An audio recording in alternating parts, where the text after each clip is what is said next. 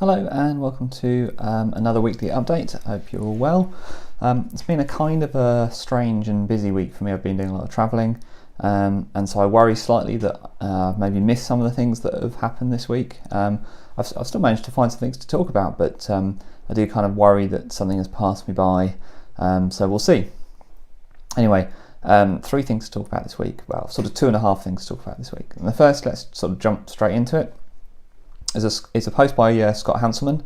All of his posts are full of nuggets of really useful information, and this one is kind of no different. And so the title of the post is Developing Locally with ASP.NET Core under HTTPS, SSL and Self-Signed Certs. Now, if you've been developing for more than a couple of years, then you'll know that trying to do HTTPS locally has always been a bit of a pain and nobody's really bothered. If you had sort of websites to build and you know they were going to work in HTTPS, well, you'd probably develop them mostly for HTTP first and then just add the S bit later and hope it all worked out. And most of the time it does work out, but not all of the time. And especially if you're doing something, down and sort of dirty with the security layer, you might need HTTPS and then it's a pain. It gets complicated very quickly. But actually you want your development environment to be as close as it can be to your production. You want to be able to find these things early, and that includes, having HTTPS. So Scott's got a good post about doing this. So a lot of Scott's mantra about stuff is that nothing's a black box, and everything, if you don't understand it, you shouldn't just shrug your shoulders and say, well, that's just how it is. It's not how it is. There's always a way of, peeling back the layers and understanding what's happening and what's going on. And so in his blog post, he goes through how to set up HTTPS nicely using .NET Core. In fact, for .NET Core, there's a really nice kind of global tool that will just create a self-signed cert for you, which is pretty amazing.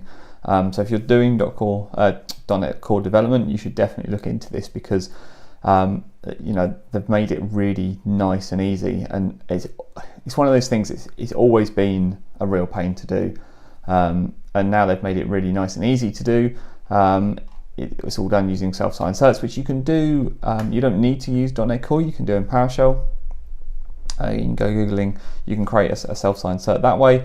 But the way they've built this into .NET Core actually makes it really, really easy. So definitely sort of look into that if you're doing any development on .NET Core and you want to be able to do HTTPS. It's basically, like the tagline is, it's much easier now to do than it ever was before. So that's really cool.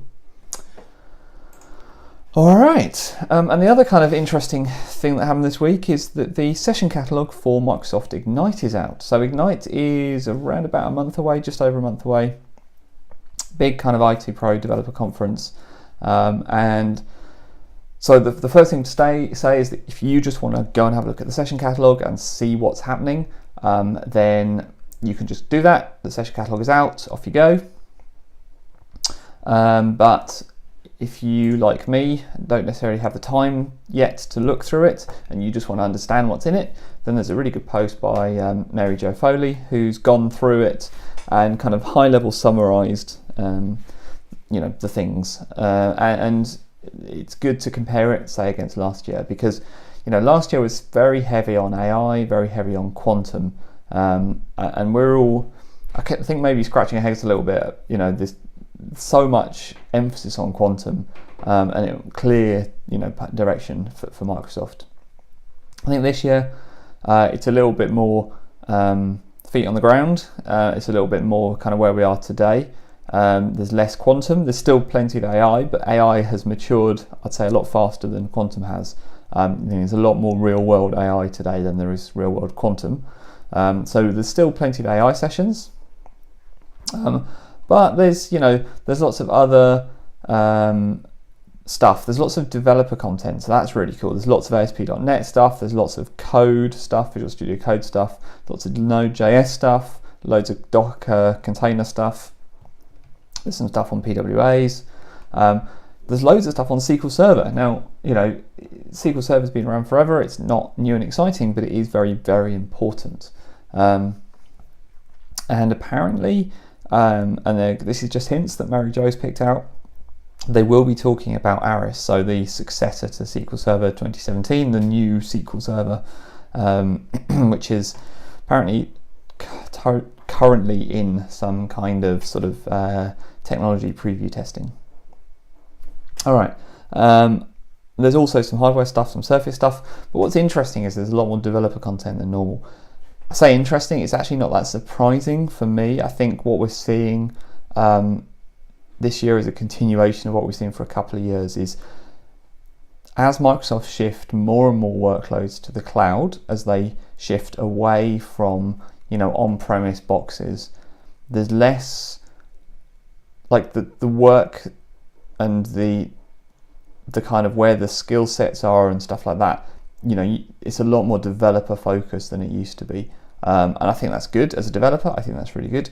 I don't think they're kind of closing the door on the IT pro people, but I think there's a recognition that, when everything is joined together itself in the cloud, you maybe need slightly less of that IT pro workload and slightly more of that developer workload to get your stuff done. So it's good to see that being reflected in the sessions. I think it reflects the reality of where we're going, and so that's exciting. So there's some Windows stuff as well, so which is interesting because Microsoft have kind of stopped talking about Windows recently, but no, Windows is back. Ignite, there's a new SKU for Windows, Remote 10 for remote sessions.